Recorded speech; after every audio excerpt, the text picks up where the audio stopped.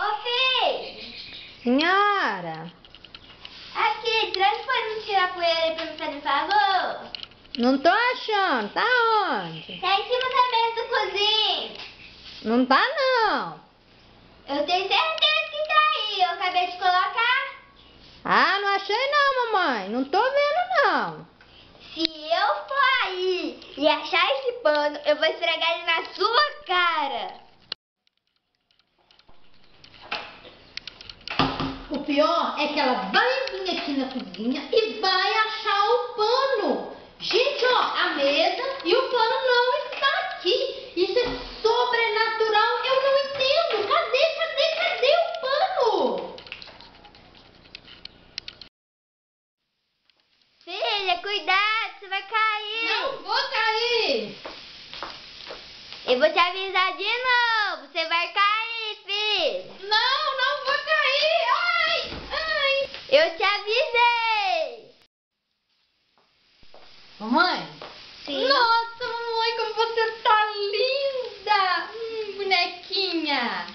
Olha, hoje vai ter uma festa às 9 horas lá na casa da Laura e eu vou poder ir, não vou? Não, filha, você não vai poder ir. Mas, mamãe, a Tati vai, a Grazi vai e a Vivi vai. Sabe por quê? Porque a mãe delas deixaram. E você, eu sei que vai deixar também, não vai? Vai. Não vou, filha. Mas, mãe, olha só, vamos fazer o seguinte. Eu vou na festa, é 9 horas, volto super cedo e a semana toda eu vou arrumar a casa. Não vou reclamar, tá bom? Eu posso ir, não posso? Não. Mamãe, olha só. Todo mundo da sala vai, por favor. Mas, filha, você não é todo mundo.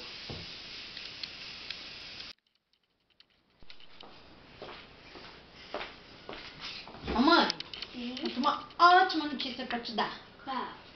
Primeiro, eu tirei 10 na prova de matemática hoje. Fui bem no bimestre, só estou tirando notas boas em todas as matérias. Estou arrumando casa todos os dias, sem reclamar de fazer as minhas funções e ainda está sobrando tempo para brincar com a minha irmãzinha na parte da tarde. Não é legal? É, minha filha, mas você não faz mais que obrigação. Mamãe. Oi. Aqui, sabe o que eu tô pensando? Podia ler na mesada. Sabe quanto tempo você não lê na mesada? Faço uma ideia.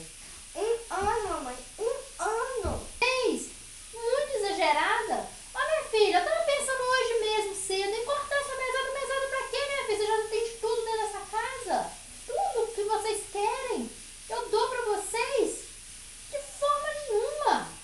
Você tá pensando mesmo que dinheiro